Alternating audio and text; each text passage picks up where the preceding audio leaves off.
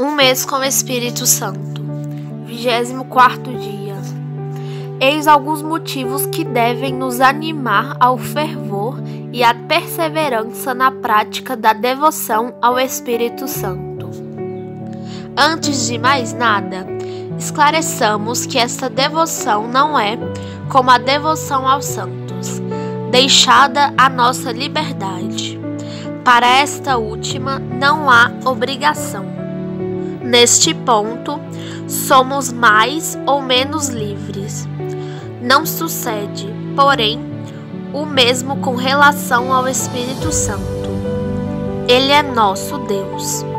Devemos crer nele esperar, amá-lo e adorá-lo.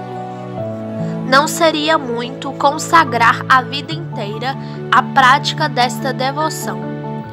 Foi para este fim que fomos criados. É o nosso dever, e a eternidade da outra vida não terá outra ocupação. Sem dúvida alguma, satisfazemos a este dever cumprindo as obrigações comuns que a vida cristã nos impõe. Ninguém precisa praticar devoção especial ao Espírito Santo. Mas importa saber que uma devoção fora do ordinário ao Espírito Santo é muito legítima e muito conveniente, só porque o Espírito Santo é nosso Deus, nosso bem soberano. Amareis o Senhor, vosso Deus, de todo o vosso coração, com toda a vossa alma, com todas as vossas forças. Este grande preceito da caridade aplica-se diretamente ao Espírito Santo. Por conseguinte, a nossa devoção a Ele nunca será exagerada. Temos outro motivo para praticar incessantemente essa devoção: a presença íntima do Espírito Santo em nossa alma. Ele nos enche de seus dons e Ele mesmo é Deus por excelência. Habita em nós pessoalmente e esta presença faz do nosso coração o santuário, o templo do Espírito Santo. Da nossa parte, cumpre, pois, corresponder com respeito e adoração. Quando uma igreja é consagrada a tal ou tal santo e lhe leva o nome, temos o direito de esperar que o mesmo santo irá receber nela homenagens especiais e que aí se celebram festas em sua honra. Outro tanto podemos dizer de nós com respeito ao Espírito Santo. Somos o seu templo de modo muito peculiar. Segue-se, portanto, que nos cumpre lhe tributar em nosso coração culto muito particular. A coisa mais racional?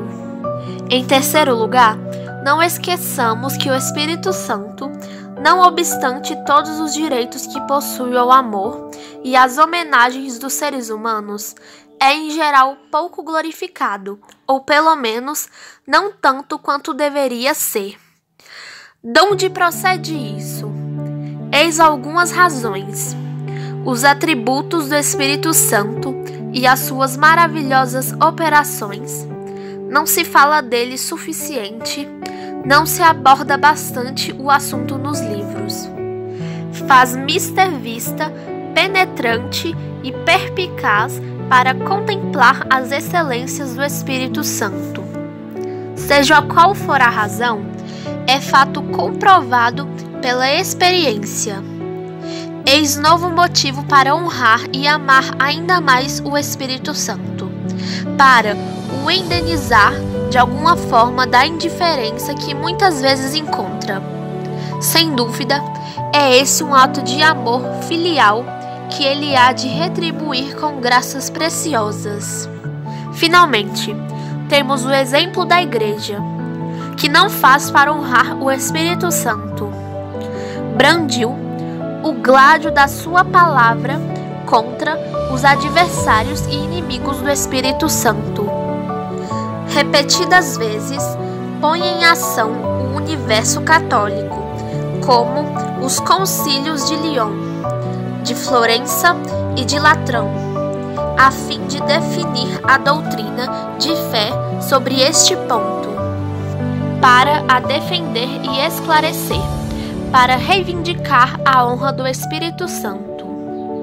Encarregou seus doutores mais eminentes de expor e ensinar a divindade do Espírito Santo, a sua processão do Pai e do Filho, os seus privilégios e atributos. Nunca se cansa de o honrar, invocar, lhe render a mesma glória que tributa ao Pai e ao Filho. O Pentecostes é uma das festas mais solenes do ano litúrgico.